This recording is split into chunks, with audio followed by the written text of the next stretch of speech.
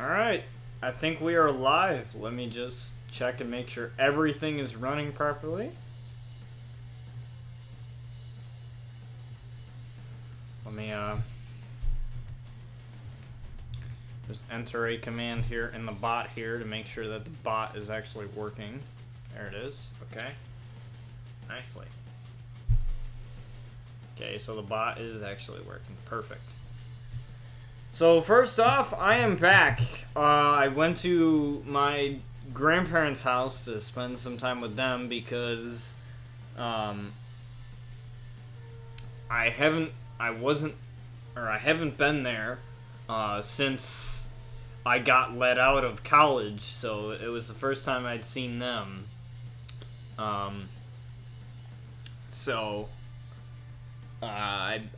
spent a couple days there, so that's why there wasn't a stream on Monday. I was gonna do it on Tuesday, but I got home a little late, and I just didn't have the energy, and I don't want to do a stream if you don't really have the energy to do it. It's not really a good idea health wise, and it's just not good anyway. But good news is I am back. Today is Wednesday. I am back with another stream for you guys. This is another episode of my famous wrestling show. Well, I shouldn't say famous, but you get the picture. RCW. So, I had sent out a tweet on my Twitter that basically announced that I would be streaming today. And in that tweet, I said that I would share some real-life news with you guys. Some IRL news for you guys. So, a lot of you may know, some of you, if you're a member of the Avenger Friends, and I've been in your streams or chat and whatnot, that, thank you, Zenix, for the alert. Appreciate you. Anyways, it's going great. It's going great, man. Going great, Zenix. Anyways, so, some of you may know, if you're a member of the Avenger Friends and I've been in your chat, or you just know me from being in my streams, I've been trying to get in contact with my local wrestling promotion. They are about 30 to 40 minutes away from me. That's where they're based at, and they do shows all over where I live in New York, so... and it's all local stuff. A lot of the wrestlers, they're from local towns. Actually, a wrestler that I met that wrestles for that promotion went is from the same town where I'm from. So him and I know each other very well, which is cool because I'm friends with a professional wrestler. I also know a guy that wrestled for this other promotion that now wrestles for Impact Wrestling. If you guys know Rosemary and the Rascals and all of that, if you guys know those guys, you'll probably, if you watch Impact, you'll know the Deaners, Cody Deaner.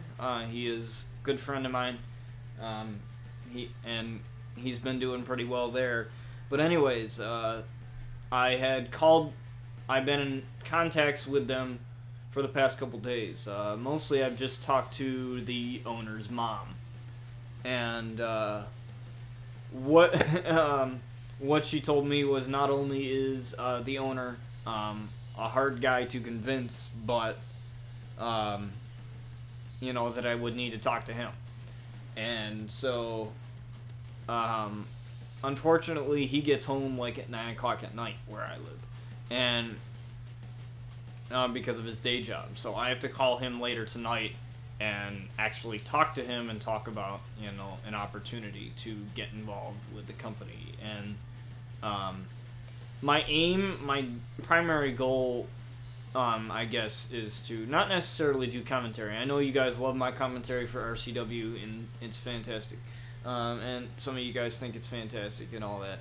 And I appreciate that, because then that means that I'm entertaining you guys for an hour and a half, or 2 hours, give or take. And I love that. I love any support or any feedback that I can get hands down. It's freaking awesome. But my goal really is to be a manager or a valet of somebody. And basically what a manager does is they stand at ringside, and if you're a heel, you get involved in matches and stuff like that. But also, it's one of the safer jobs for people who can't take bumps in wrestling, or people who can't, get slammed into the barricade or anything like that. So, but I love the creative process of it because I do this every day. You guys may not know this, but I'm always creating stuff for RCW off stream all the time, and I love the creation of the characters and stuff like that and whatnot. With being the Outlaws and stuff, it's freaking awesome, man. I love you guys for that, and your guys' support for that. So wish me luck on that. I got to talk to him, and hopefully I can finally actually talk to him, because after calling them and whatever, because I feel that I called them once, talked to the mom, and then she told me to call back, so I called back, no answer. Left a message, and then a couple days go by, gave him the weekend, a couple days go by, no call back. So I take it upon myself to call back, because to me persistence is key. If you want something, you have to go for it. Don't persist too much, because otherwise you're going to seem desperate, but if you want something, you go for it. And basically that is the real life news I have to share with you guys. So let's get on with the show here, as we start off with CM Punk and Aleister Black here. Now, this is a main event caliber match, to say the least, for sure. But we have Brian Outlaw in the main event against a bitter rival in J Rogue. So you know how, if you've been keeping up with RCW, you know how the rivalry between the Rogue family and the Outlaw family has unfolded. And we're going to get to see that tonight. But here we are with the best in the world, CM Punk, going up against the root of all evil, Aleister Black.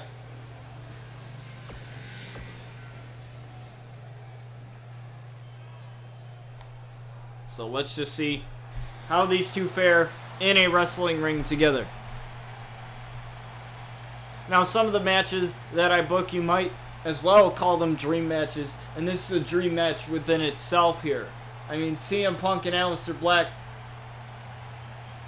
when CM Punk was with WWE, I would have to say he was one of the most talented guys on the mic and in wrestling, especially with his pipe bombs. But you put these two together in a wrestling ring, you put Aleister Black and CM Punk together in a wrestling ring, you are going to get one hell of a match, and that's what we are about to see here.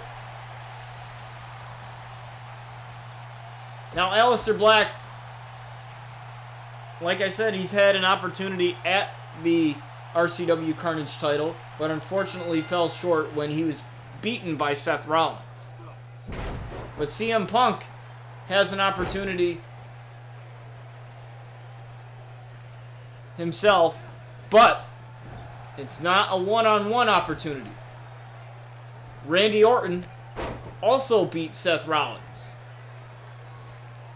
So Randy Orton will be in that match with him. So it'll be a triple threat match. So that means that there are no disqualifications, no countouts, no rope breaks, no nothing. And that also means that Seth Rollins does not need to be pinned to lose his title. But that is at Turmoil, as we are 2 episodes away from Turmoil. But we must draw our attention here to the match that's going on here in the ring, and that is CM Punk and Aleister Black here. And CM Punk with a couple of shots to the midsection of Aleister Black. Now with a Hurricane Rana taking down the root of all evil in Aleister Black. Now CM Punk on the ropes and a big leg drop right to the throat of Aleister here. Seems like he no-selled that one there. Huge Irish whip to the outside of the ring, and now CM Punk doing exactly what he wants to do here, but Alistair with a dragon screw to CM Punk, and now Alistair looking to fire back in this match after a slow start here. But Alistair taking a little bit too long to get CM Punk to go wherever he wanted him to go. And now an Irish Rip right into the steps. Remember, this is a count-out match. Count of 6 here. Shot to the midsection. 7. Now both men looking to get back in the ring now, and Alistair's right there. But Alistair with a reversal. And now taking down the best in the world, CM Punk, and out with a couple of punches and a big back fist there to CM Punk, and now shoving the face of CM Punk into the turnbuckle here. Alistair firing back against the best in the world and CM Punk. Now CM Punk, you might know him from his time at WWE as well as Ring of Honor and many other wrestling promotions around the world. You may wonder how I got him to come back to the world of professional wrestling. And I told him basically I would give him things that Vince McMahon never gave him, and that was the opportunities that he rightfully deserved. And an enziguri right to Alistair's head there. And now Alistair on the apron here. What's CM Punk looking to do? Oh, he looked to grab him, but Alistair with a punch right to the face. And a knee, looks like, a spinning knee strike. Looks like that guy in the blue shirt in front row there is loving every second of this as Alistair Black with a stomp to the arm of the best in the world.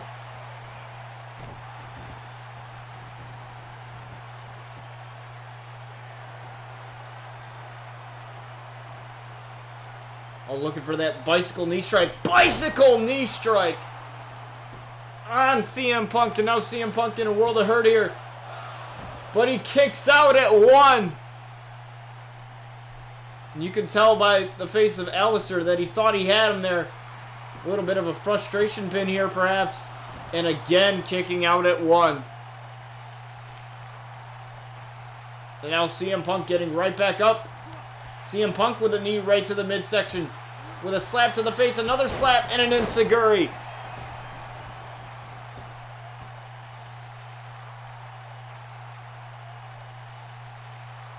And now CM Punk, what's he going for here? Looking for a neck breaker back into the ring. Neck breaker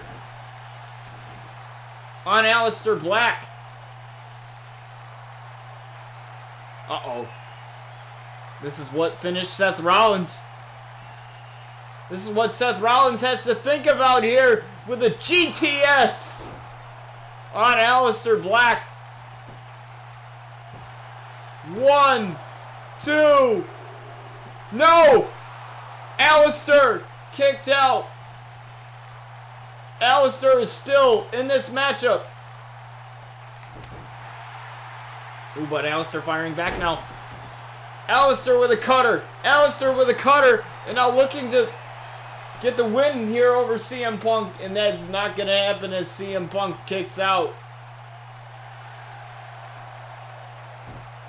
Now CM Punk starting off with a working hold here. Or Alistair, excuse me, working away on the arm. You can't hit those elbow drops if your arm is damaged. Alistair again working on the arm here and decides to let the arm go. But CM Punk is in a world of hurt here in a DDT. What's up, Atomic Zebra? Good to see you in here. I enjoyed our chats the other night. That was fun. Black Mass on CM Punk. 1, 2. No, CM Punk kicked out now. I was way too tired. You and me both. But I woke up at 4, so I wasn't gonna... Or 3:30 or so I wasn't gonna go back to sleep. There was no way that was happening. 1, 2. 3, and Alistair got him! Alistair rolled him up and got the best in the world. Alistair got the best in the world. And CM Punk is obviously very pissed off about that.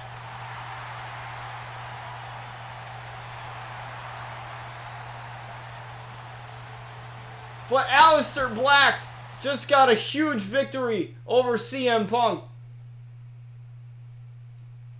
But like I said, he already had an opportunity at the RCW Carnage title, so it might not, I don't think I see him in the title picture anytime soon, as he just got an opportunity, but that is a great win nonetheless. As we have the White Dragons, Sabre and Phoenix taking out Rey Mysterio and Ricochet. Now, if these two ever team together in real life, I seriously, it would be a dream match. If these two ever faced each other, it would be a dream match. But let alone... But a lot of dream matches happen here on RCW, because that is what we are all about here, giving wrestling fans exactly what they want here.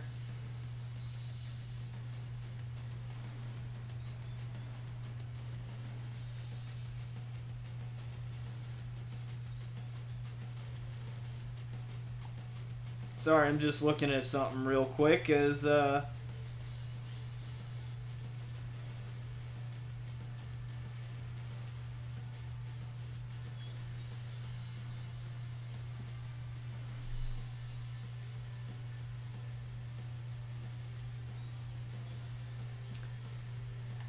we get ready for this next matchup here.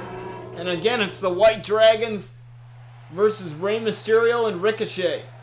Now, the tag team champions have a match at the Turmoil pay-per-view, as all titles must be defended under RCW rules.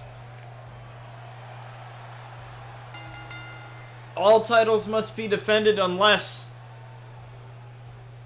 circumstances prevent that from happening. Like somebody gets injured or something. But as far as we know, or as far as I know anyway, the White Dragons are 100%. Now, some of you might have been asking, are AJ Styles and the Maniacal Max Mercury going to get their chance at the tag team titles? And the answer is yes, they will be taking on the White Dragons at the Turmoil pay-per-view.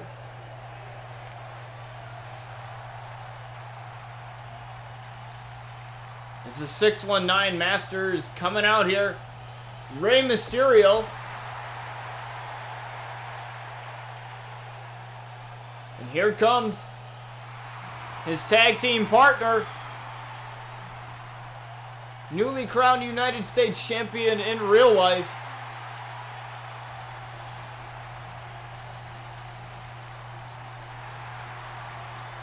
but here he looks for a potential title opportunity here. As any win over the champions, it doesn't matter if a match is already booked and sanctioned already. Any victory over the champions in any division could propel yourself to get a title opportunity. So that's what Ricochet and Rey Mysterio look to do here. Now, the White Dragons, they're not high flyers like Rey Mysterio and Ricochet, so you have to wonder what plan do they have in this matchup here. I would want to keep Rey Mysterio and Ricochet grounded, right on the ground. Because if you let them use their agility and high-flying ability, it is over. There's Rey Mysterio with an Irish whip to the corner here, and a big forearm right to the face of Sabre. Sabre's in huge trouble here to start this one off. Now what's Rey Mysterio looking for here? Oh, just working on the arm of Sabre. I mean, don't let Sabre's size fool you. You know, Sabre may be one of the skinnier superstars But I think his quickness and agility compensate for that, as you can see there with a couple of leapfrogs and a big arm drag. What's up, John? Good to see you back in here, man. I did see your trailer for your show, which looks fantastic, and I'm excited for that to come back.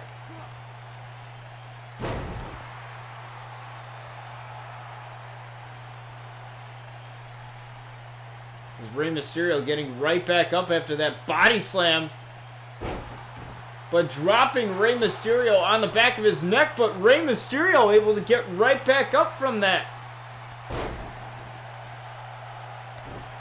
And taking down Sabre, but Phoenix is right there. And as you can see here, Rey Mysterio has yet to tag Ricochet in this matchup. And I think Sabre is tagging in Phoenix, and the referee saw it, so it's all good. And now Phoenix is a legal man now. But Rey Mysterio doing all this by himself in a DDT.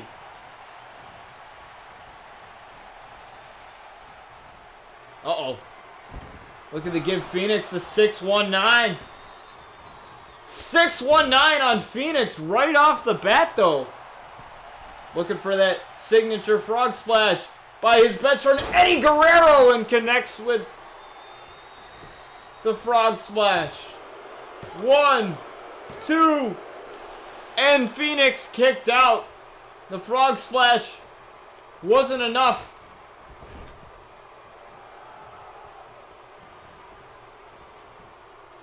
Oh, now a double team. Look at this double team by Phoenix and Sabre here.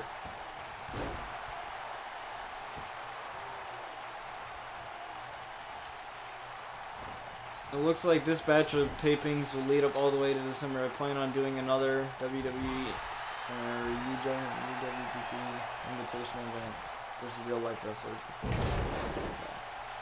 before. Yeah. Like I think that's a good idea. Honestly, I think that's a great idea, so that you can get some content out, at least have some content for the ride out, and then decide to stop the show and wait until 2K20 releases.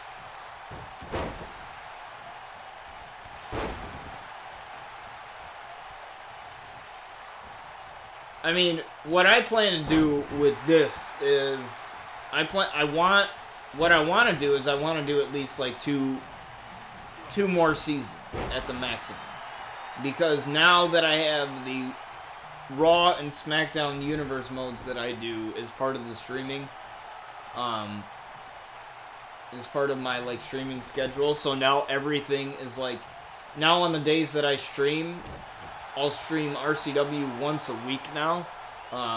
So now it's gonna become like less frequent. So now it's gonna be a lot easier, as Phoenix gets thrown by Sabre there right on Rey Mysterio. And again, Rey Mysterio cannot make the hot tag to Ricochet. And Ricochet is yet to be in this match.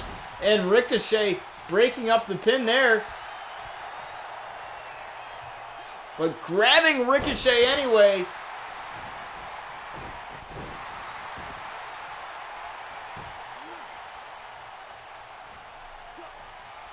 As Phoenix with a super kick to Ricochet. But Rey Mysterio trying to get back in this. But right now, Rey Mysterio does not have a partner to tag legally in this match. But Rey Mysterio firing back. Rey Mysterio with a big face buster now. But yeah, I want to do at least 2 more seasons of this show. So that, and depending on when those end, I will decide when it happens. But, oh god. Rey Mysterio with the Hurricane Rana. And Ricochet with the power bomb. I don't think I've ever seen that animation ever in this game, but that was pretty dope. I will admit, that was pretty cool. Standing shooting star there. By Ricochet.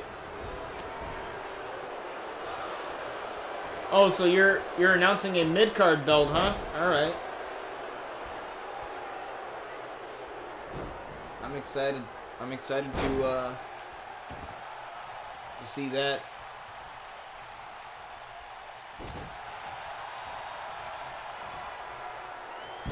Flatliner on Phoenix, and now Phoenix is the one in trouble here. Phoenix looked to be the one taking over Ricochet here. But now Phoenix is the one in trouble. Ooh, but Phoenix with the reversal, but Ricochet gets right back up from that. And a combination taking down the one and only.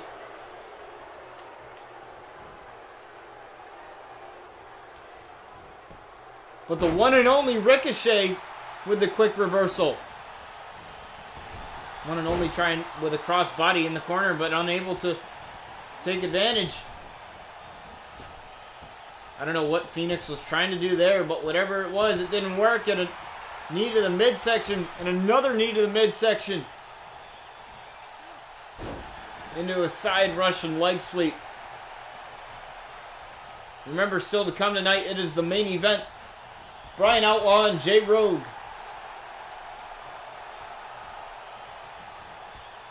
Oh, look at this double team here. Another double team.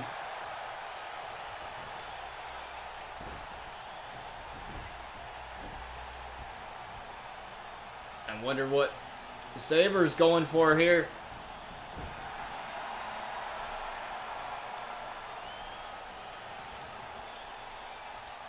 In the corner here, looking for their tag finisher here. These two are in the corner. What a double team in the by Phoenix and Saber here. But Ricochet still kicked out, and Saber took care of Rey Mysterio for the time being.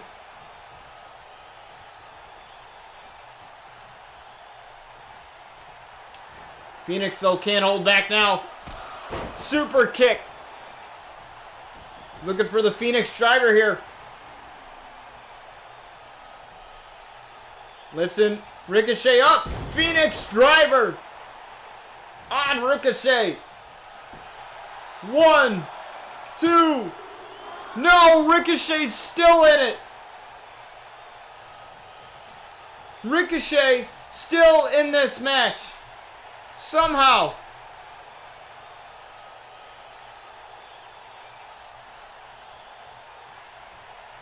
Realizing that Rey is back up on the apron.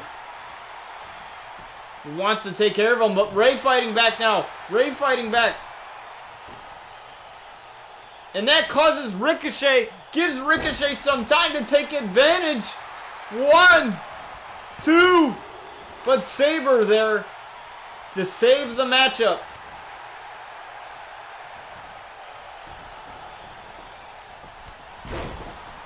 Ooh, but Ricochet, what's he going for? Looking for the 630 senton, no!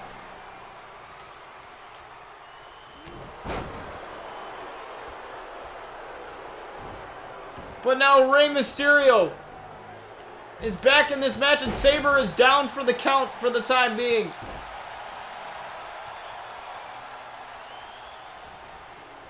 Uh-oh. It's the same thing that we've seen this before, 619. Looking for the frog splash, no! Phoenix got the knees up. Super kick.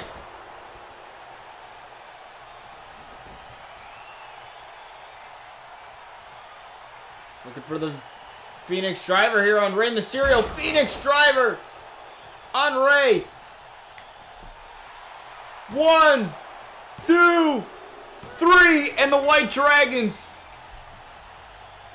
are victorious against Rey Mysterio and Ricochet.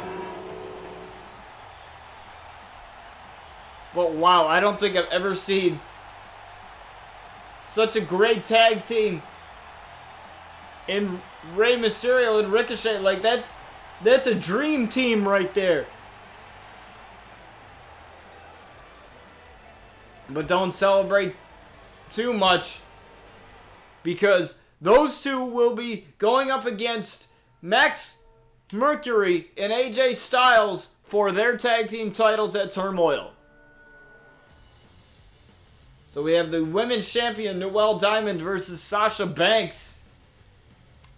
Now, Noelle's match is already booked for the Turmoil pay-per-view, and that is, she will be facing Luna Outlaw in that match, as there has been numerous attacks both from Noelle Diamond and Luna Outlaw. So what better way to solve that whole thing than in the ring? Now, here's the thing though. Noelle has aligned herself with Tessa Blanchard and Xia Brookside.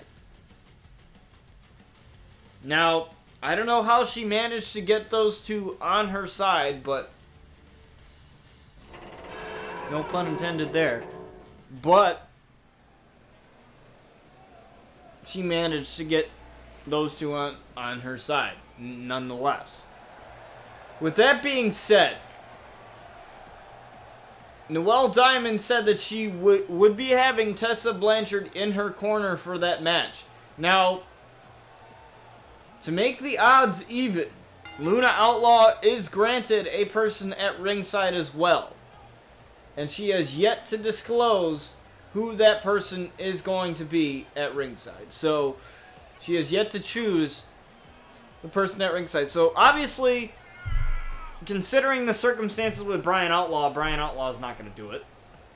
And he is in a match. So, against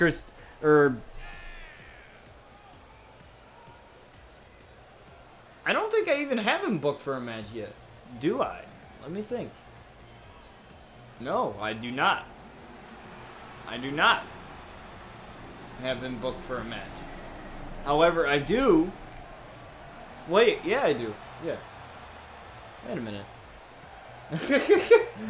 Yeah, I do, because it's gonna be Chris Danger and Brian Outlaw. So Brian Outlaw is already in a match. So there's no way that Luna Outlaw is going to have Brian Outlaw at ringside.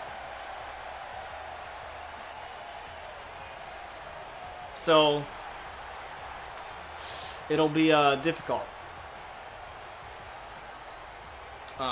So we'll just have to see what happens in regards to that. But let's get to the task at hand here, and it is a women's match against Noelle Diamond facing Sasha Banks in non-title action. Now, this could be a big deal for Sasha Banks here. She's able to get a victory over the women's champion. However, she won't get an opportunity at Turmoil, as that match is already booked. But she will get a future opportunity if she's able to pin the champion here.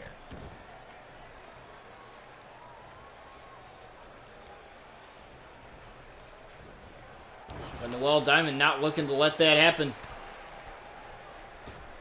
Front face lock into an uppercut. Now a couple of shots to the back, as Sasha Banks has had issues regarding back injuries in the past. So that's probably a good way to go about it. And Sasha Banks taking down the champion here. An elbow right to the face, another elbow. Third time's the charm there, and a kick to the midsection. Now Sasha taking down the champion once again, and a kick right back to the back. Maybe a little bit of payback there. But a reversal from the champion here. Irish whip into the ropes, leapfrog. Ooh, tried to go for something there, but I guess didn't connect. Now stretching out the back of Sasha Banks here.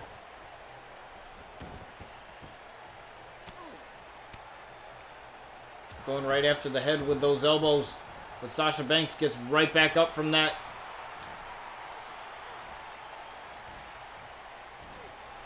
The back suplex there from Sasha Banks. Now Sasha Banks going right back to those elbows.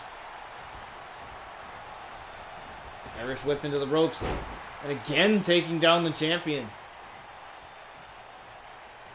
This is probably the most trouble we've seen the champion in up to this point. Just goes to show you, when it comes to if she can beat people on her own without Tessa Blanchard and Zaya Brookside, or without any type of interference.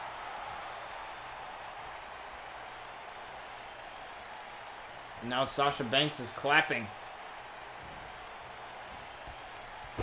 Looking for that cross body. But unable to connect there. And now forcing the back on the knee. The champion has Sasha right where she wants her here. Now going for a cover and just a 1 count.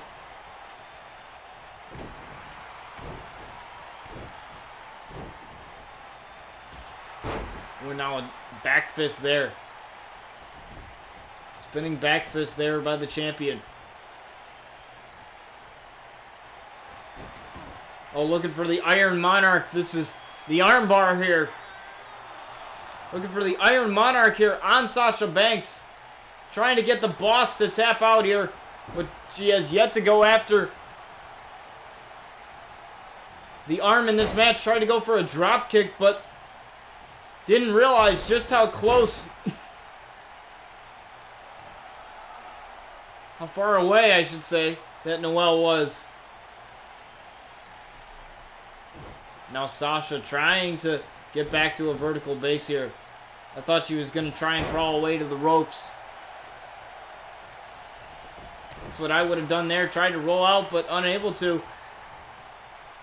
But Sasha with the reversal from that kick there and a inverted DDT from Sasha Banks. And now Sasha Banks with the epic stare down there as Noelle gets right back to her feet.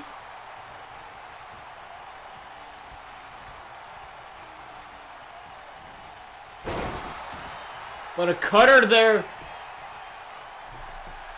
by Noelle there. Trying to get her to down for the 3 count, and Sasha with a kick out at 2. Now Sasha though,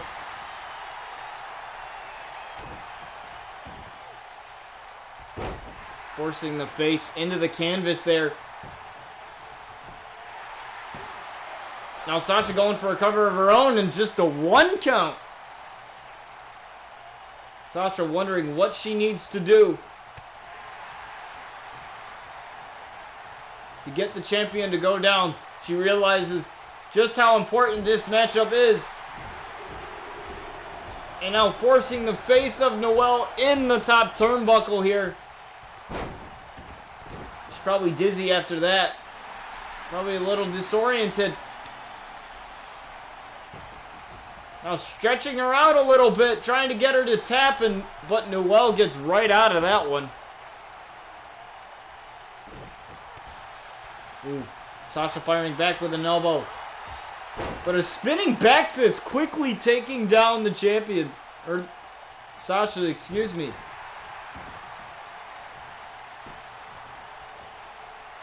Working on the arm a bit. Trying to get that arm loosened up for the Iron Monarch. Very wise from the champion here. Again, pulling away on the arm.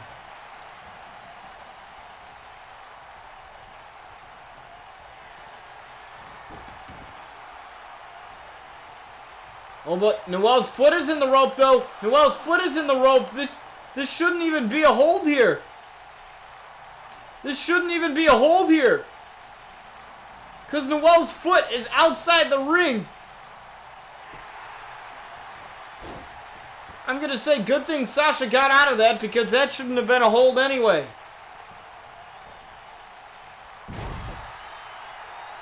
That shouldn't have been a hold to begin with. And now looking to take down the champion here. Now big elbow.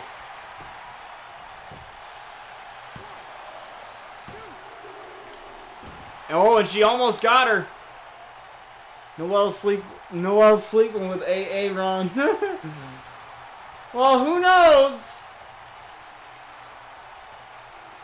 Who knows? I don't know what goes on in the wrestler's personal life.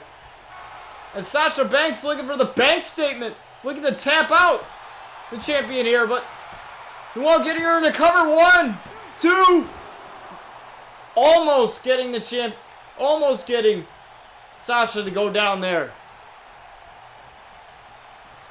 Struck gold on Sasha Banks. And now to make sure that there is no controversy over this, we're going to drag her over to the middle of the ring. 1, 2, and 3. And Noelle gets the win. And laughing at her as she gets the win there. But for reals though, let's talk about that submission hold that almost could have tapped Sasha out there, but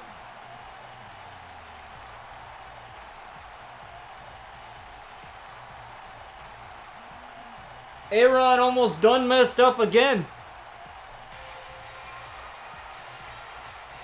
Thank you for the follow, EPW Wrestling. Appreciate you being here. Thank you. By the way, everybody. So, I have a merch store now. I've had one for a while. You guys can check out some of the shirts as Luna Outlaw attacking Noelle Diamond after the matchup here, as she rudely interrupted me. Thanks a lot. I was saying something about merch, but then she had to... By God Almighty, it is Luna. In the words of JR, is dawning here on Noelle Diamond, and Luna's gonna get her shot at the title at Turmoil.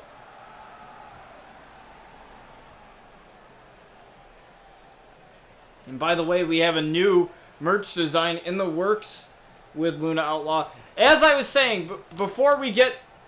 That's it. Luna gets no botch store royalties. I think we're going to have a talk. Okay. Her and I are going to have a talk about that. Interrupting me when I'm trying to explain something to people. So we have a merch store now, and we've had one for a while, and I'm very happy. I just got my Bale Kick t-shirt, the orange t-shirt, the orange color, because there's also a black color of that shirt where the Bale Kick is in white. So the merch store is up and running. New designs are being added constantly as wrestlers debut. So if there's new wrestlers, if there is new wrestlers, which there will be new wrestlers, there constantly is new wrestlers. New merch will debut when they debut. I figured it's the only way to do it. I'm excited to have some of these wrestlers debut. They probably won't debut either until the end of this season or next season. It depends. It depends on how storylines figure themselves out or how they pan out. But with that being said, in my Twitch panels, there's a Teespring store panel. Actually, it is. What's really cool is I didn't even know that Teespring had this. They have an integration where you can have like a little panel there that shows off your merch products, so you guys can like scroll through on your phones, or I don't think it works on mobile. I only think it works on like desktop. But even though that there already is a command for the store, there's a link if you use !store. There is that panel there that you can check out some of the products. If you choose not to use the command, it's just another way for the merch store to be advertised on the channel. But here's another cool thing. So I figured out that you can connect your merch store to Streamlabs, which is the bot that I use for all the commands and everything else. And what that means is when you guys buy merch, it'll show an alert when you guys do it. And it'll show a picture of the product at which that you bought. So I will see it on stream, which will be freaking cool. You'll hear the old CM Punk song, "This Fire Burns" by Killswitch Engage. When you guys buy that, so I just thought I'd throw that out there. I'm very happy with the merch store. A percentage of that money goes to me. About $5 or $6 from the merch store sales goes to me, and in return, I get to have that money to make the stream better by getting better products, or like, microphones, webcams, whatever. Not to say that I don't have a great microphone, but there's always ways that you can make your stream better regardless of what equipment you have. There's always ways that you can make the stream better. So I thought I'd just throw that little tidbit in there before we get on to our next matchup there. Most of the t-shirts, they go for $15, and they are really high quality t-shirts. So, you are really getting what you pay for here. As Seth Rollins here takes on Samoa Joe, but like I was saying, you really get what you pay for. I know that because I've bought t-shirts myself. I bought 2 of the t-shirts myself. I bought the Sky Has Fallen one and the Bail Kick one, which you can see that on my Instagram. And you can go down to that in my panels there. You can also see it on my Twitter, too, as well. They are very high-quality shirts. They are very comfortable. I've noticed that, especially the premium t-shirts. The premium t-shirts, they're made of a higher quality material, and it almost feels like a pajama shirt. I've slept in the Sky Has Fallen t-shirt, and it just feels so comfortable. So maybe we'll make some more of those, because in my opinion those are great shirts, and everything that I design for that store is great. Otherwise I wouldn't put it on the merch store there. So you guys can do that. Also, did making t-shirts cost any money to set up? No, they do not. Which is really interesting. Basically they don't cost any money to set up. So even if you wanted to do something, John, for your wrestlers, I can always, I don't know how good you are at graphic design or anything like that, but I'm more than happy to help you get your own merch store set up, where you can share it. And I don't mind showing you how it all works. Every merch store is different, but basically how everything works is it has to be 100% yours. The design has to be 100% yours. It can't be, copyrighted or anything like that. Otherwise you get in trouble with copyright laws and stuff, but you probably already figured that out. Everyone knows that. But basically how it works is you have to get the dimensions of a design, which I believe it's 11.9 inches and 17.9 inches. Like, that is the canvas for a t-shirt. You design it. You design whatever you're going to design. Make sure that there is no background on it, that it's a PNG file, and make sure everything is centered. I cannot stress this enough. Everything's got to be centered, because you want it to be on the center of the t-shirt. So you have to have your template be right and everything, because if you don't have that right first, then it's gonna look like crap, and it's just not gonna look nice. But then you save it to your computer, you go to Teespring, and you just click Start Designing, and you click on whatever product you want to start designing, and you upload the image. And what's really nice is once you upload the image, it will tell you as you enlarge it, like you can enlarge it however much you want, it will tell you how good the print quality is. It will tell you print quality great, print quality good, print quality bad, and it gives you this little area, which they call it the printable area, where you can put your design on. Nothing outside that area, obviously, will be printed, but basically how it is set up is you can, and what's really cool with Teespring is that you can either buy it or sell it. And if it's on your merch store, you can actually buy the product yourself. So I've bought products, like you can create products to buy and create products to sell. It's totally different. When creating a product to sell, you add it to a listing, you add it to a store. But when you create a product to buy, like if you just want to, buy your own cool t-shirt without selling it, then you can do that too, which is nice because not many t-shirt stores or whatever offer that option.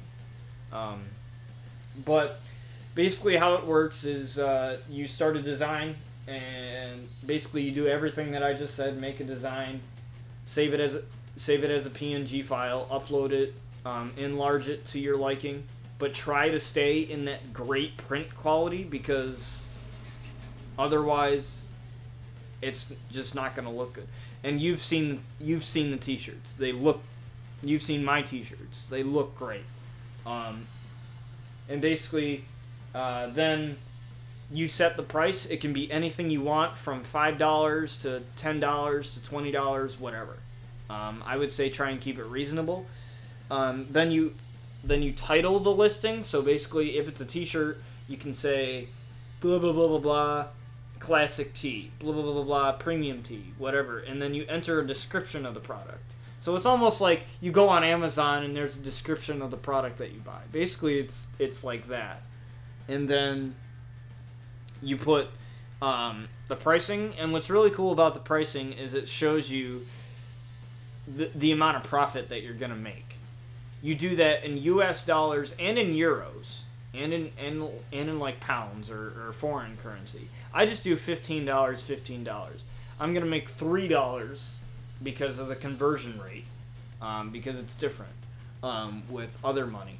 But you can set it at any price, and then you just publish the listing, and there it is for people to buy, and you just have a link to your store, put it anywhere, and all the products are there, and somebody can buy it. And basically how it works is they take a cut of the money. They take a cut of the money that you make, and it goes to them. And basically leave all the designing, the shipping, the printing to them. It doesn't cost any money on your end, which is nice. The only time I could see it costing any money is if you were to pay somebody for designs. That's the only time it would. But since I'm a graphic designer and I've been doing this by myself for a long time now, for quite some time, I don't pay anybody to do designs for me. So at the end of the day, I'm doing all this for free. And then if you have a PayPal account, which you probably need one, I think that's the only way they do. If you have a bank account, then you have a PayPal account. All you got to do is link it, connect it with the Teespring, and you can request a payout, which means it'll take a couple days for the money to appear in your account.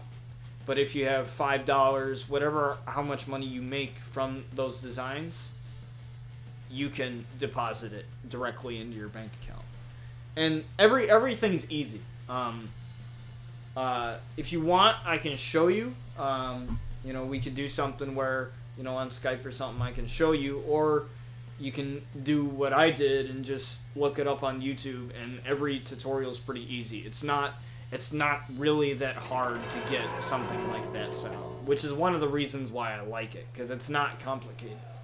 It's very simple. I would say the hardest part is literally coming up with the design and the designing part, and that's it.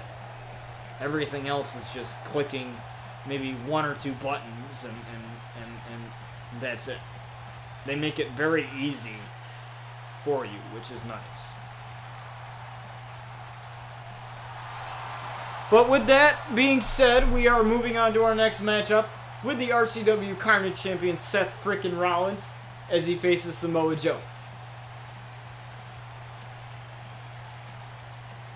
Now, Seth Rollins knows what's at stake at the Turmoil pay-per-view when he faces CM Punk and the Apex Predator Randy Orton in a triple threat match for that precious title that is around his waist right now. But he can't worry about that right now as he takes on the Samoan submission machine, Samoa Joe. He's got to put his time and focus at hand. But I would have to think in the back of his mind, he is wondering if CM Punk will once again attack him, as CM Punk has been playing mind games with Seth Rollins for the past couple of weeks here on RCW, trying to get into Seth Rollins' head. But that doesn't seem to be phasing him, though, however. He seems to be completely fine. As Samoa Joe and Seth Rollins, one-on-one, and we are underway here, and Seth Rollins taking down Samoa Joe here. Now Samoa Joe cannot give Seth Rollins any breathing room. And Seth Rollins, on the other hand, he cannot allow Samoa Joe to lock him in that coquina clutch, as we've seen many times what happens when that hold is locked in.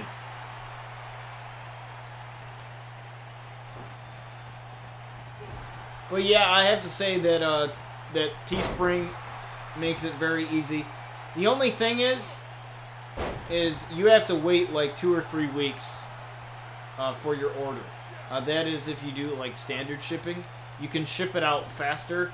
There's like shipping where they print your item right away instead of waiting.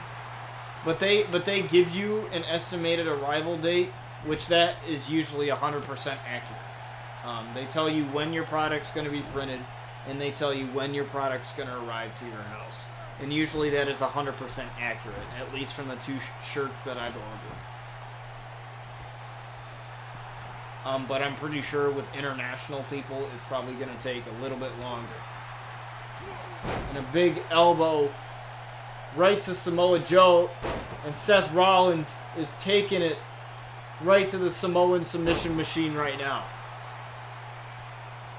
Constantly going after the legs of Samoa Joe. Now looking for that super kick though.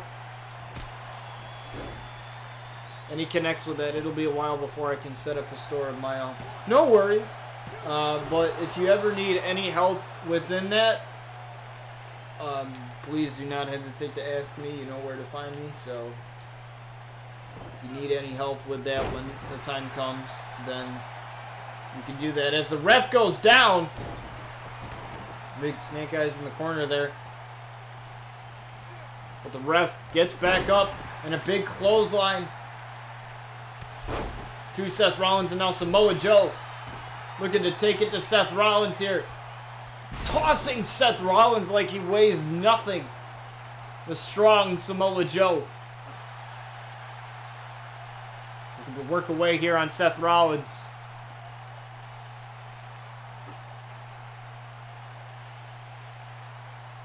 Samoa Joe working on that neck. Seth Rollins now letting go. But what's this? What now? What now? Samoa Joe a little distracted. And again, it's CM Punk. CM Punk again getting involved in Seth Rollins' matches. It's been absolutely nothing but mind games with Seth Rollins. It doesn't matter who it is. But it's been absolutely nothing but mind games, but Seth Rollins with the curb stomp. 1, 2, no! Joe kicked out. But what's going on here?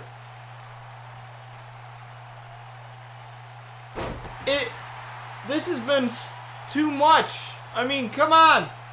CM Punk has been involved with Seth Rollins' matches for a couple weeks in a row now. It's been ridiculous. Not just attacking him, but attacking his opponents.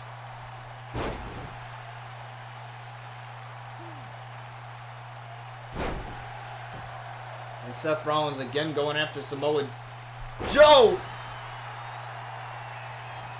Samoa Joe kicking out of that curb stomp, and Seth Rollins really taking it to Samoa Joe right now.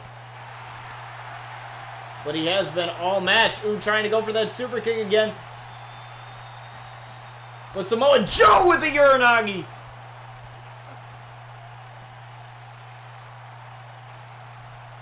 And Seth Rollins writhing in pain right now. And Samoa Joe looking for that coquina clutch. Looking for that coquina clutch. It's locked in. Coquina clutch on Seth. Coquina clutch on Seth Rollins. Seth Rollins could be fading here. Samoa Joe has it locked in. But Seth Rollins fighting a way out of the coquina clutch. I thought it was over there. Northern Lights. 1, 2, and Samoa Joe kicked out once more.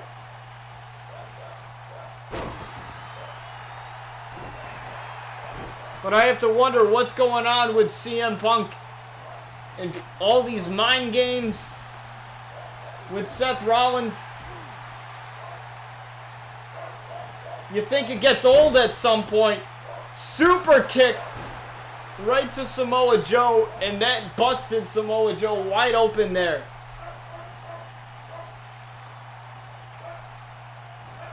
Oh, looked for that curb stomp once again, but Samoa Joe with a reversal. Samoa Joe again with the Uranagi.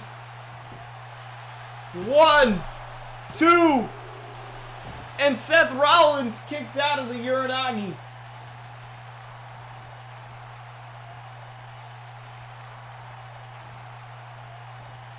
Samoa Joe with an exploder suplex. What a match, and this is not even our main event yet.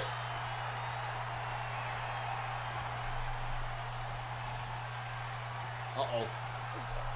Seth being dropped right on his head. 1, 2, and no! Seth Rollins kicked out at 2, and Samoa Joe is arguing with the ref. I don't know if that's going to help him any. I don't know if that's going to help him any. We've seen Aaron mess up tonight, but it seems that his head's all right in this match. Seth Rollins with a reversal here on Samoa Joe. Seth Rollins getting fired up now. And Seth Rollins firing himself up, and a big sling blade on Samoa Joe. Look for that super kick again, but Samoa Joe again getting out of dodge. Seth Rollins, though, firing back. Irish whip into the ropes. I don't know what Seth was trying to go for there, but I guess didn't really help him any.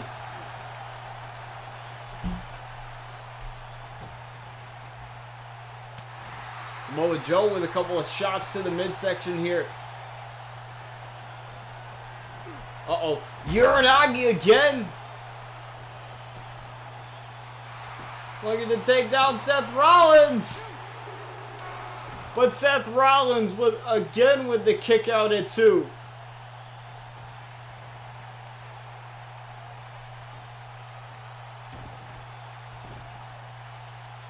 Lifting up Seth in a big power bomb.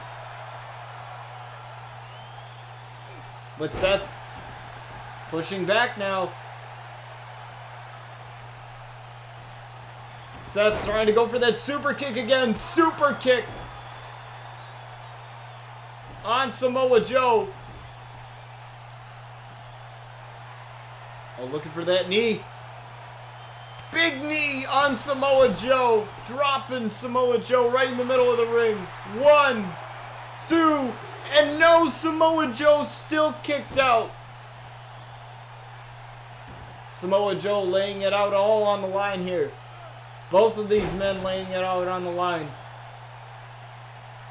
Samoa Joe, with a win over the champion, could find himself in a future Carnage title opportunity.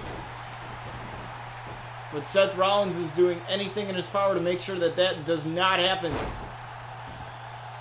Samoa Joe with the shoulder tackle. Samoa Joe talking a little trash to Seth Rollins there. Seth Rollins, good on Seth Rollins to get on the outside. Get on the apron. Now Seth Rollins firing back with a big knee. No. Bad camera angle though, but I was still able to get it. Uh-oh. Look at the lock in the Coquina clutch. Coquina clutch on Rollins. Rollins again trying to get out. Rollins desperately trying to get out of the Coquina clutch here. And Rollins again getting out of that hold.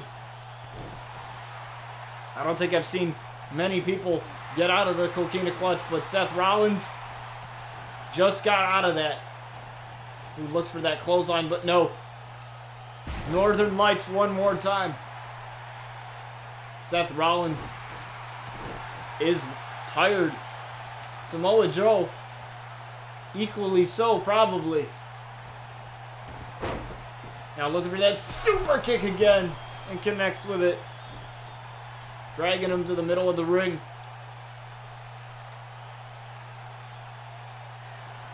Waiting. Oh, looking for that knee again. Knee on Samoa Joe. 1, 2, 3, and Seth Rollins gets the win. Wow, what a match. What a match from Samoa Joe and Seth Rollins. Well, like I said, CM Punk again making his presence known.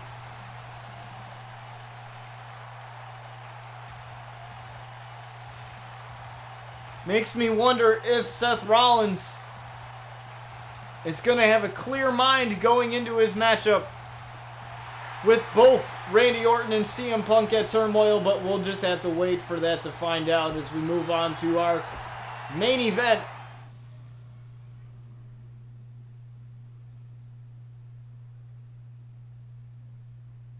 But I mean, I don't know what CM Punk has to prove here. Or feels like he needs to prove, because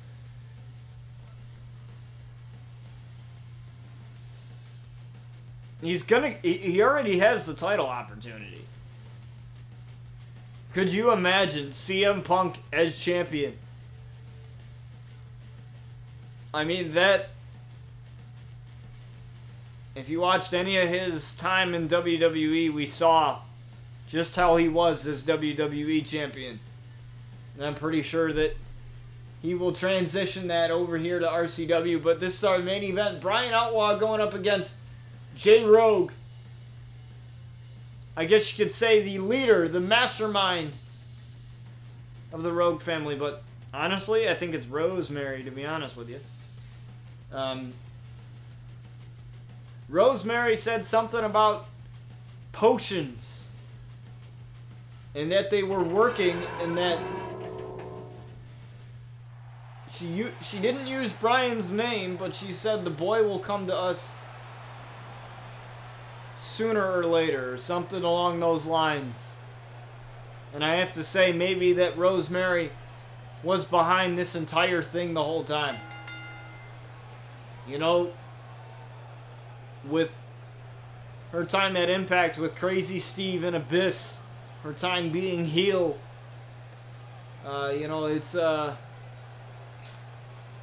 hard to tell though. But as you saw on my Instagram and Brian Outlaw, before we fight tonight, Jake, can we please retrieve your balls from Rosemary's first? Oh, I remember that from what was it? Randy Orton said that to Triple H. And then he fires back and says, well, you don't have any, or something like that. That was pretty awesome. I thought that was funny. I also thought it was kind of funny when they're just so big. Yeah, I remember Triple H saying that. Oh my god, that killed me. That killed me. I was dying. He goes, you know, they're just so big.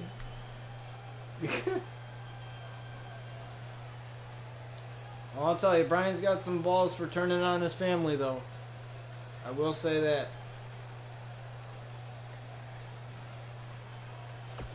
Like I was saying, Rosemary has had her time with Crazy Steve and Abyss, known as Decay.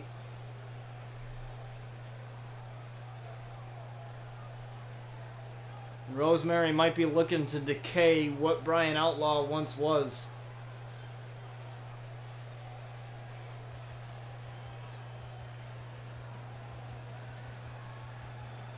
Now, a deal was made between Jason Outlaw and Chris Danger during the text that was exchanged from them. Jason Outlaw pleading, almost pleading to Chris to, quote, humble Brian, as Brian is not graceful in defeat.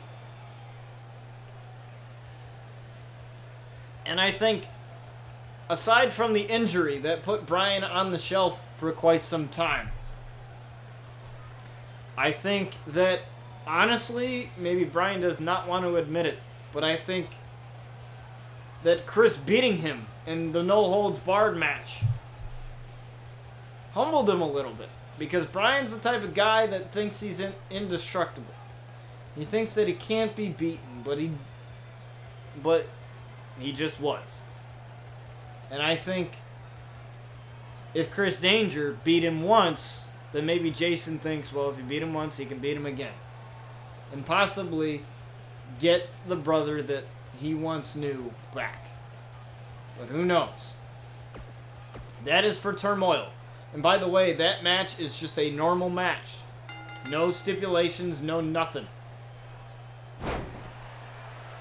As Jay looking to get Brian early here. And Brian with a kick out at 1. Now Brian got to watch himself, as even though he's fully recovered from those bruised ribs at the hands of Chris Danger in that no-holds-barred match we saw back at Riot. You know, we would hate to re-injure those. Ooh, that was a weird glitch. Did you guys see that just now? I went outside the ring and then all of a sudden I'm back in it.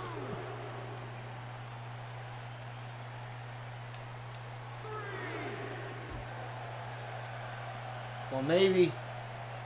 But honestly, what I cannot wrap my head around is why would Rosemary need Brian? They already have Jay Rogue and Mariel Rogue and Chris Danger. So why would they need a fourth?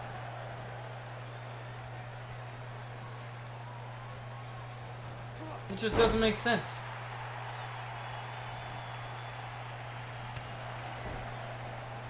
I don't know, but then again, Rosemary is not one to make sense anyway. Oh, playing mind games with Brian Outlaw. Letting go of the pin.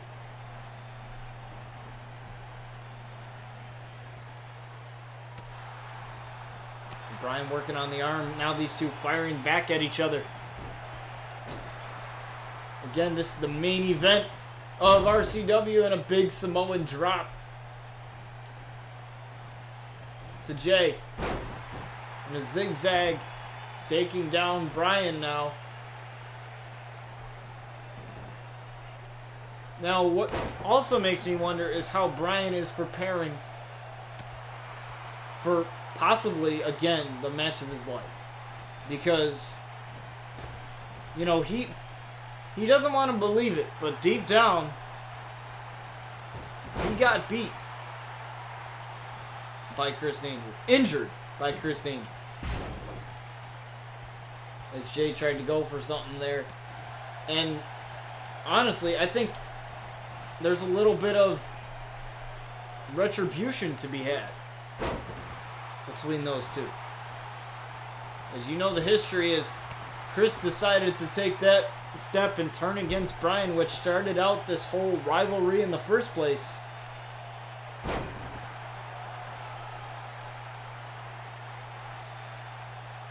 And Bryan again taunting the crowd. Now dragging Jay. Looking for just a fist drop here. And that connects on Jay.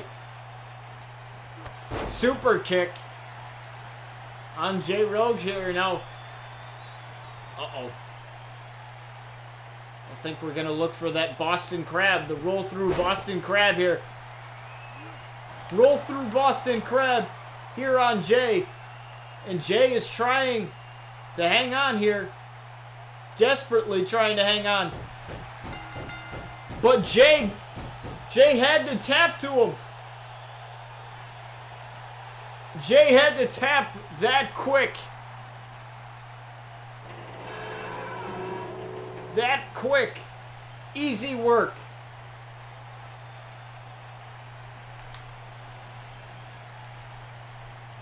For Bryan there.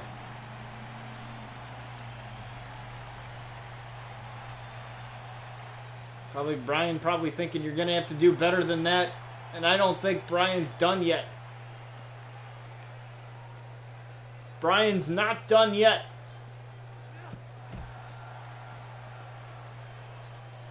Referee calling this off here, trying to grab a sledgehammer. Trying to possibly injure Jay Rogue now.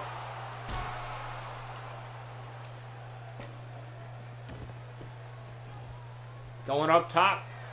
Looking for that jailbreak DDT. And he misconnected again. That's something that he struggled with before. And he landed right on the outside.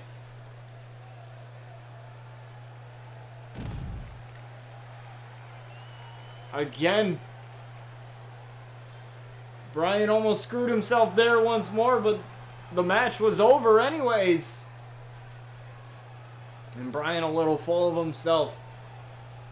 Typical of the Outlaws there. But that has been our show, guys. Thank you guys for joining me today. I appreciate it. I apologize for not being able to stream at all this week. This is my first stream of the week. Even though I only stream 3 times a week, I like to take it seriously, and I never like to not stream. But like I said, I was with my grandparents, spending a couple days with them. Now I'm back home, and now I can actually stream again. So it's awesome. So in my eyes, for Friday, we'll probably have the Raw Universe mode, and then next week, or maybe even the SmackDown. I don't even know, because SmackDown's the next thing. So I think we'll have the SmackDown, and then on Monday we will have the Raw again, and then Wednesday we will have RCW again, or possibly SmackDown. I'm pretty keen on, for Wednesdays, saving that for the RCW stuff. So if that's what really interests you more than anything, that's always on Wednesdays. So yeah, that's always on Wednesdays.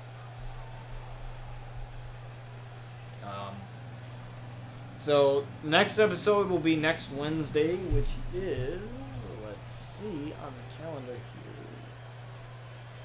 Next Wednesday will be July 3rd. Wow. Okay. July 3rd. So we will be in July, which is fantastic. Which means in August, on the 21st of August, we'll be celebrating the 1-year anniversary of RCW when the show first went live on Twitch and YouTube and everywhere. So that's going to be awesome. So, like I said earlier in stream, odds are what will happen is I'd like to do at least 2 more seasons of the show on 2K19. That's what I would like to do. Not saying that that's going to happen, but that's what I would like to do. Give or take, I want to at least do 1 more, at the very least. Because when we first started the show, it was towards the end of the cycle of 2K18. And it was sort of like a test sort of thing. That's why the episodes are only 6 episodes long for season 1. And then once 2K19 came out, we were right back in it with season 2, and we're in season 5 right now. Which, in my opinion, like, call it what you want, whatever. But in my opinion, I think it's honestly historic. In a way, because I never pictured that this show would be going as long as it has. I never pictured it becoming such a big part of the channel, and big part of the content that I create. I mean, I love wrestling. I eat, sleep, and crap wrestling. So that's kind of the stream's going great, Zenix. The stream's going great. We were just in the closing moments here, but honestly, I didn't I didn't think that this show was gonna go as long as it did. No particular reason for it.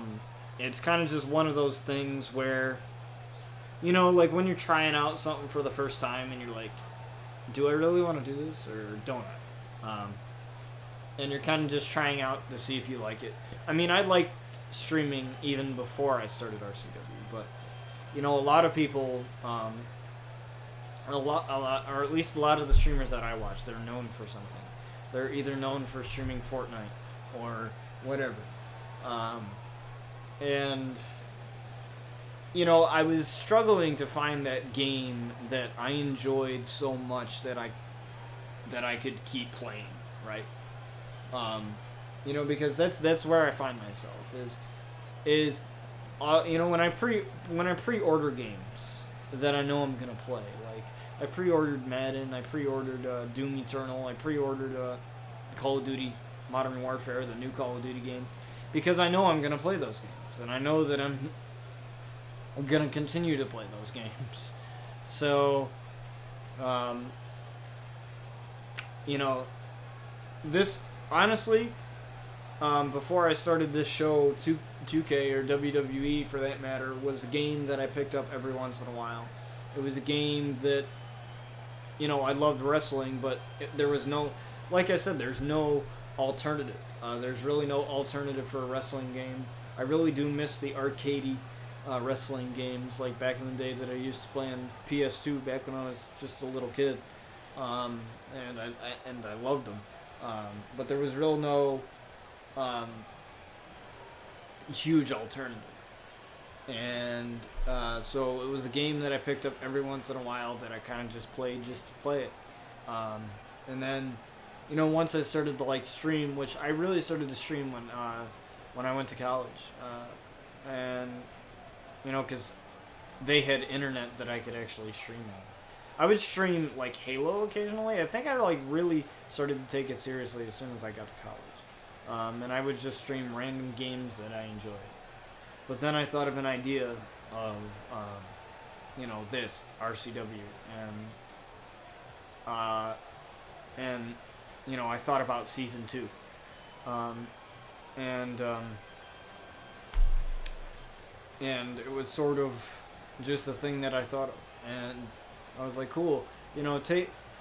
I thought of it as taking something that I loved and turning it into something like something that I didn't think would turn into. And that's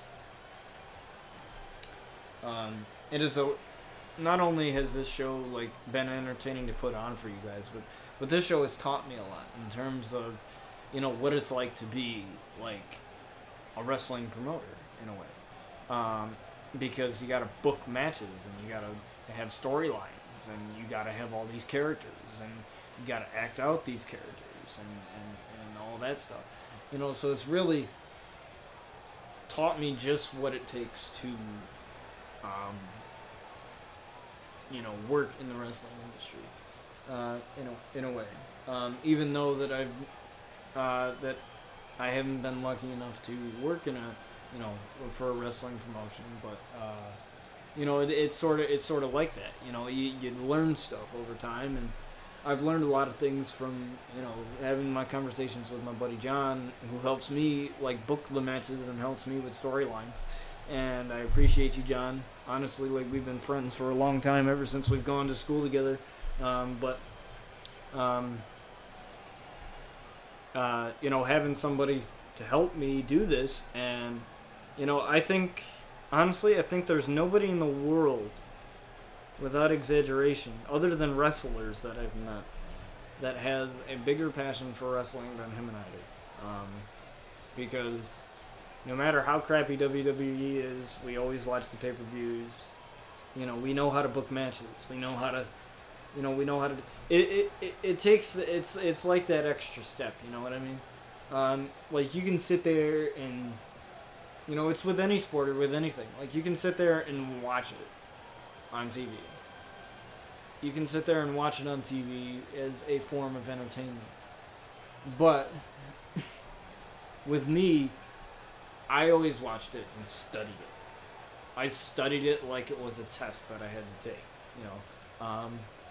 and I would study the characters. I would study gimmicks. I would study, the art of what professional wrestling is. A great TV show that you guys should definitely check out is The Wrestlers. It's a show on Viceland. I'm not sure if you don't get if that everybody has that channel, but it's basically a show about this guy that walks around and he goes all over the world, from wrestling promotion to wrestling promotion, talking about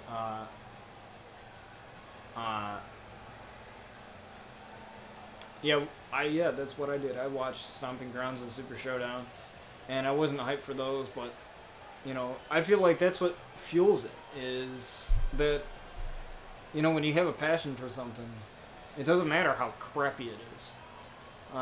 It doesn't matter like what you're watching on TV, and that's the thing that I wish like a lot of casual wrestling fans would understand. Like there are those casual people that watch it to watch it, and then there are those WWE fanboys, whatever you want to call it. But then there's like wrestling fans that watch it,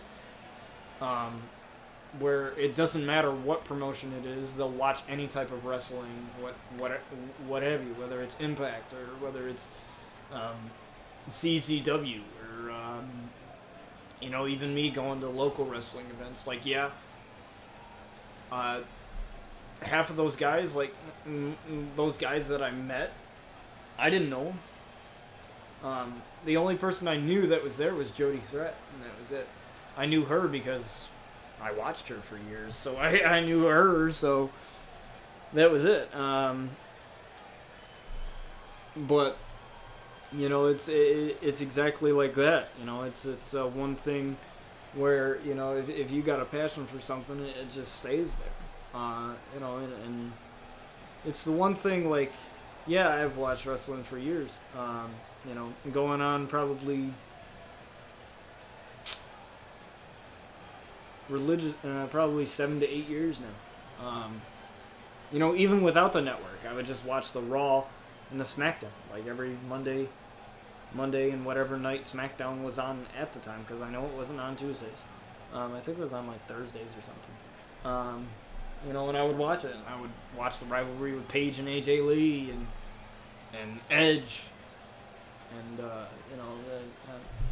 Seth Rollins back when he was heel and stuff like that.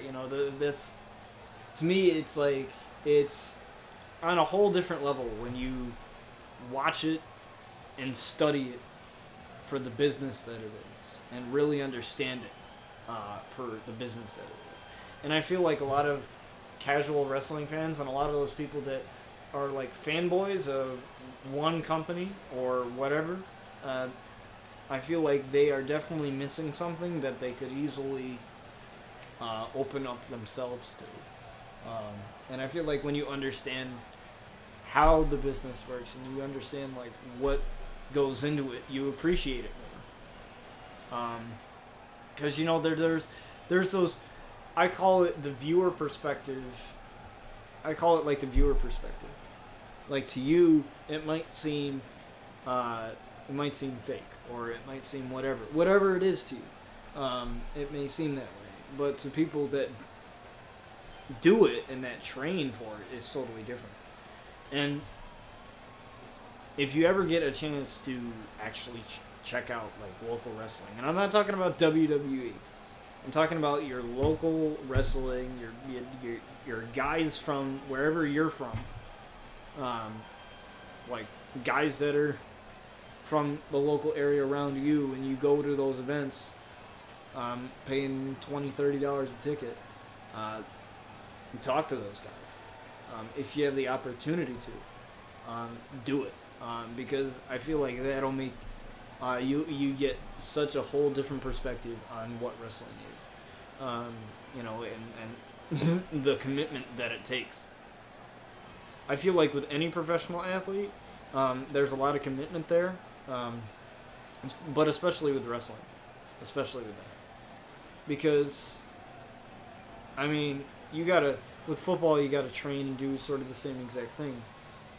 But, I feel like almost anyone can throw a ball, right? Anyone can have a stronger arm to throw a ball. Because that's really what a quarterback is. It's throwing the ball, it's knowing the defense, whatever.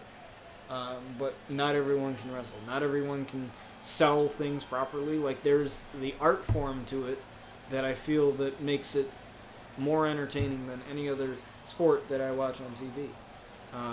Because there's that art form to it. There's that knack that not everybody can do it. That somebody can't just train. It's more than just knowing the sport, you know what I mean? It's more than just knowing to throw a ball or whatever. There's the characters, there's the acting portion of it, there's the selling, there's the, all that stuff. The creative process, and I think that's why I love wrestling. I love seeing dudes jump off the top rope and stuff like that because I think that's dope. But at the same time, I love the creative process and the creative characters and creating these characters for you guys and with the Outlaws and everything. Like having the whole backstory and all this in-depth stuff. Is really cool and really awesome. And that's the one thing that I think John and I both understand is the everything that goes into it and the commitment that it takes for somebody to actually put themselves in it, regardless if they're a wrestler or if they're not, or if they're just a writer or a manager or whatever. But as a wrestler, like, I feel like that's where the most work comes in because you're working like 360 days a year, almost every day of the year. You barely get any days off. You're always doing something, whether it's a signing or whatever. And whereas, in the off season of any other sport, you're rested, or you might be training, or you might be practicing every once in a while, but there is no off season for wrestling. And I think what a lot of people, what a lot of the casual fans don't understand from the viewer perspective is that there's no off season, so you're work all the whole time. Um, you know, but I think with promotions like AEW and promotions like Impact or TNA, whatever you want to call it, they give people something else to watch, and just because they might not be as popular doesn't make it less important. And there was a post that I'd like to share with you guys that was on I think it was on Rosemary's Courtney Rush Twitter account, because she has two for her Courtney Rush persona and one for her Rosemary persona, and she posted something like, "Why can't wrestling fans just enjoy wrestling rather than putting a promotion down or putting wrestlers of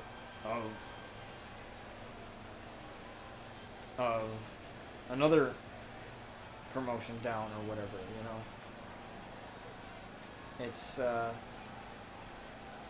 it's kind of ridiculous in my opinion. Like, whatever you she said, imagine if wrestlers / wrestling companies and fans built up the business as a whole rather than tearing down their non-preferred companies' wrestling styles or characters. So rather than tearing down and saying that Impact sucks or WWE sucks or whatever, then loving the business for what it is, and the diversity that's in it.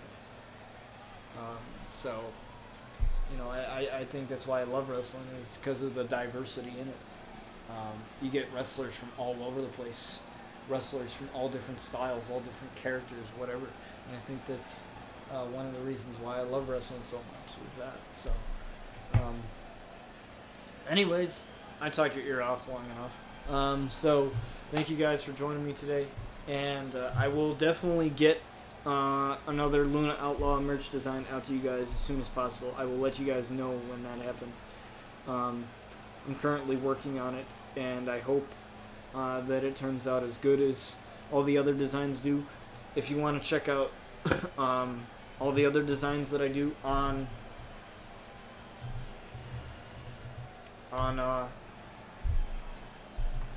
my merch store here, there's the link there. For those of you that are watching on another platform, you guys can go on my Discord. There should be a link in my Mixer profile there, and you can find a link to the store there too. So anyways, if you guys have any questions regarding the store or anything like that, please feel free to contact me, or if it's something that I can't fix, contact the Teespring customer service and they will help you. These guys are freaking awesome.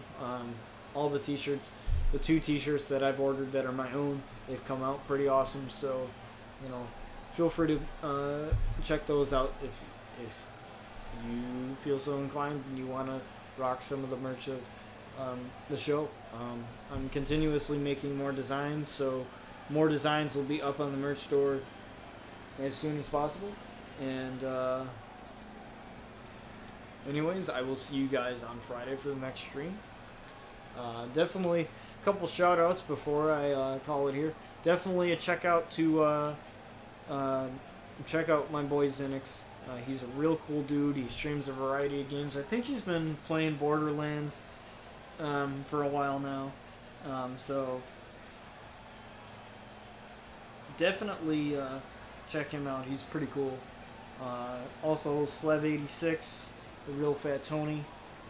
Everybody at Avenger Friends. Definitely check all of them out because they are freaking awesome. They are just a cool group of people. And trust me, if you find yourself, if you're a streamer yourself and you want to find a community to be a part of, definitely think about joining Avenger Friends. We're all an amazing streaming community, or amazing stream team, if you will, and we're always looking to to find people to join us. And even if you're not a streamer, even if you just want to support us and support the streamers that you watch, and be a supporter, that's great too. Definitely, there's quite a few people in the Avenger Friends that don't stream. So, and they just support the channel's whatever goal that you're trying to reach in your channel. If there's a specific goal, like my goal is to get to affiliate right now. That's what my goal is. Those guys will definitely help you. They won't just do the follow for follow BS or sort of thing.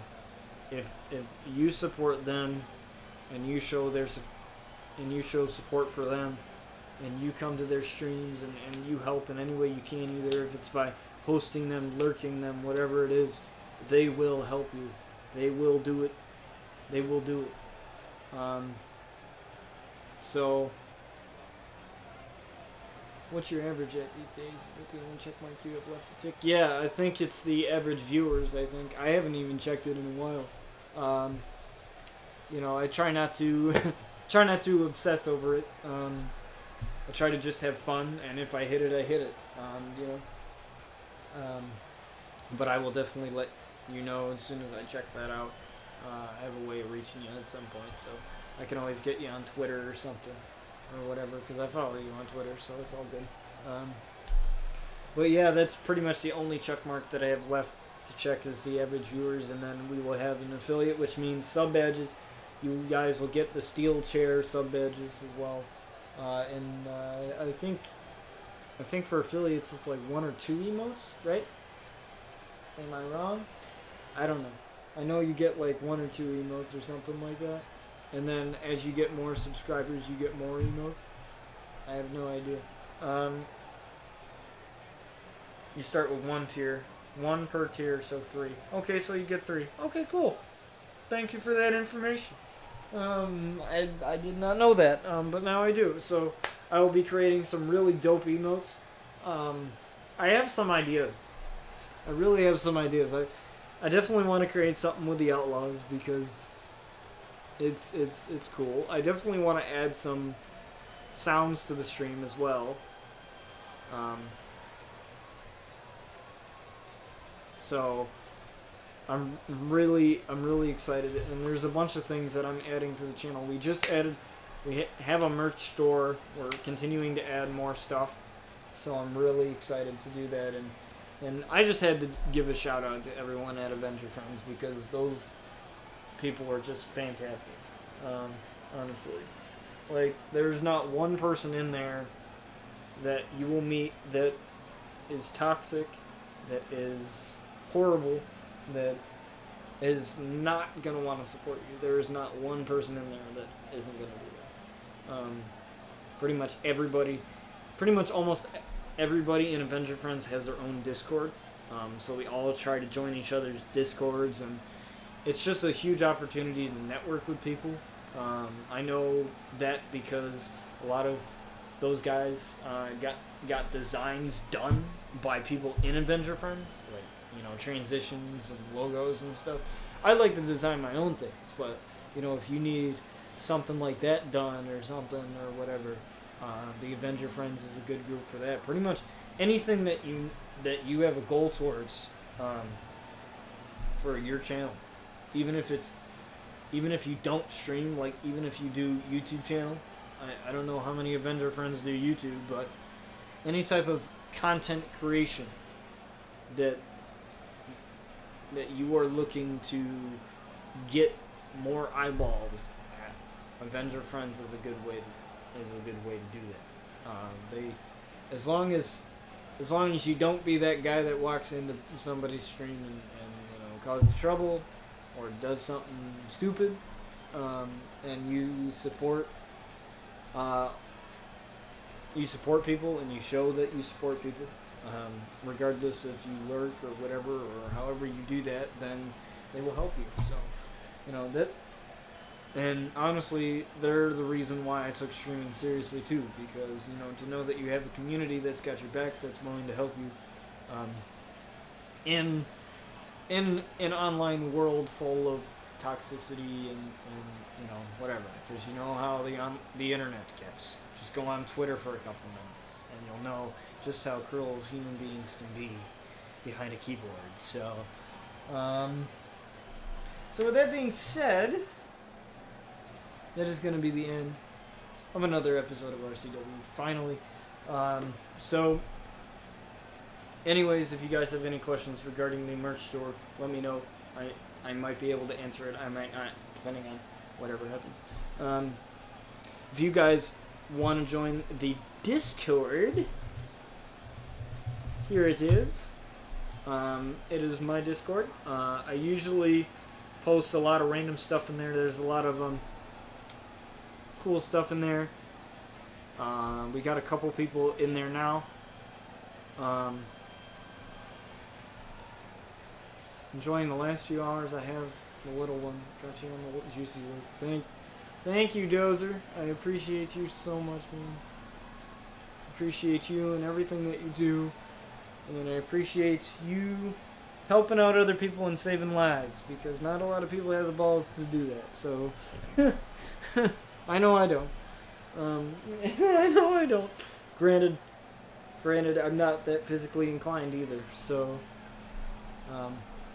but I appreciate that. So anyways, if you want to join the Discord, feel free. It's completely free. All you got to do, have an email that you're able to have access to, and create a username. There you go. The only rules is don't do anything stupid. Basically. I think that's really self-explanatory. There you can find a lot of people in there. There's probably at least, I think we got at least maybe 10 to 12 people in there by now. I haven't quite checked, but we have quite a bit of people in there. We also have a bot in there that lets you know when I go live. Also, all the streamers in there, you are free to post whenever you go live too. Whenever that happens. You are free to post whenever you go live, because I want to help anybody out that I can, anybody else reach their goals. So there it is. You can join the Discord. If not, that's okay. It's not a requirement. Just thought I'd throw that out there. And I appreciate every single one of you, and I will catch you guys on the stream on Friday.